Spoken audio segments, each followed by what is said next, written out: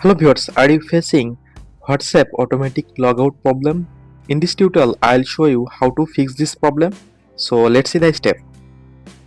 For solving this problem, first of all, go to Play Store, click on search bar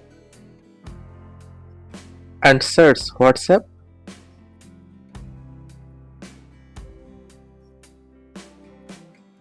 From here, make sure your WhatsApp is updated in latest version.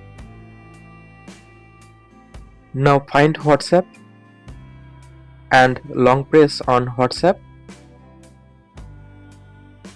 Now click on App Info or I button.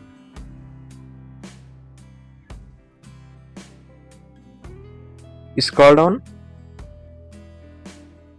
Click on Storage. Click on Clear Cache. Go back. Click on Force Stop. Click on OK. Now go back to home screen